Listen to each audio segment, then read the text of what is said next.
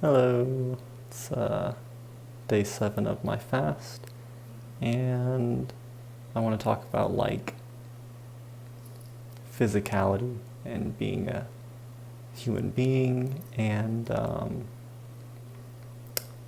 think a lot of us, we want to go beyond the physical realm and be one with infinite consciousness and unity and all that. And I think that makes sense. But I also want to talk about how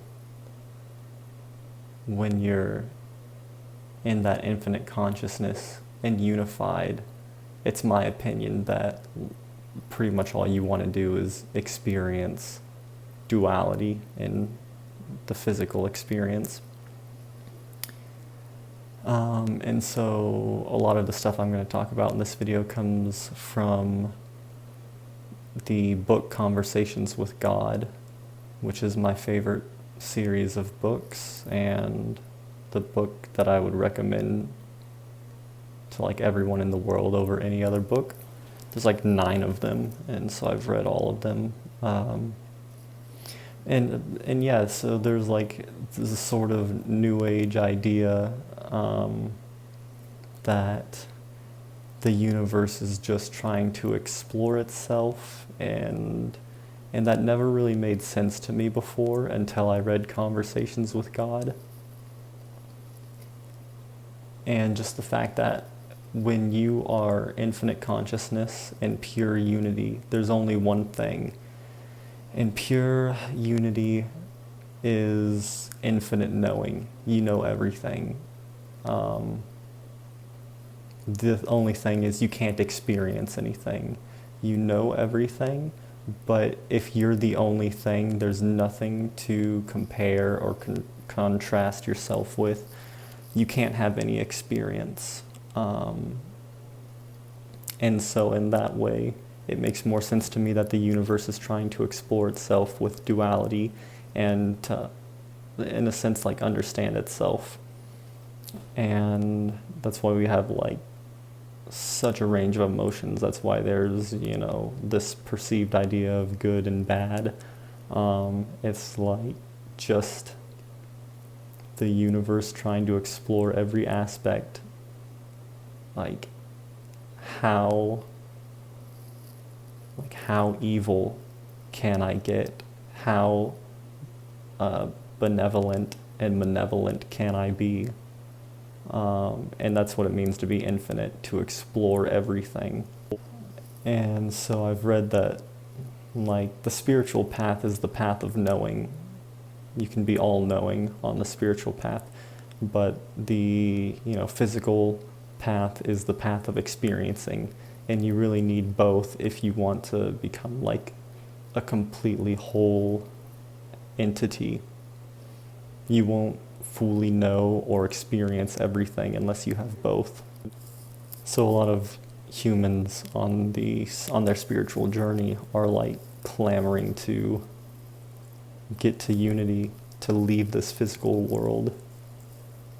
But I imagine that beings on a higher plane of existence are clamoring to get down here and have such intense experience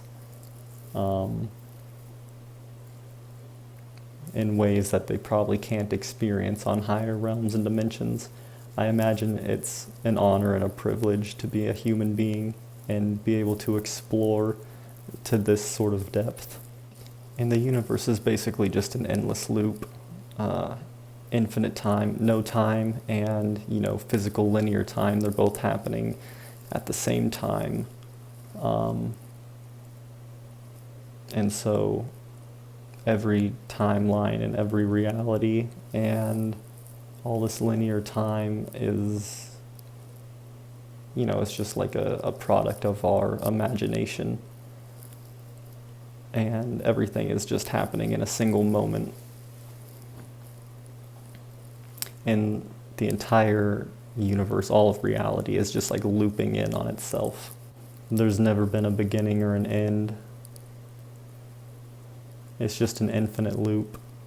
And so once you ascend to the highest heights of consciousness, then the only thing left to do is to start over and go back to the lowest and experience that again. That is the highest. After you reach the highest point of unity, then the next highest state of being is to experience really intense duality.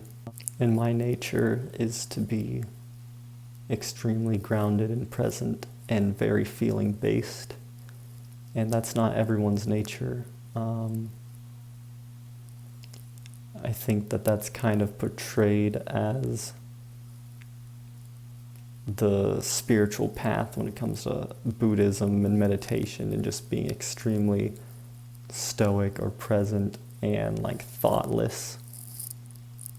And I just think that that can be a little sad because that's not everyone's nature.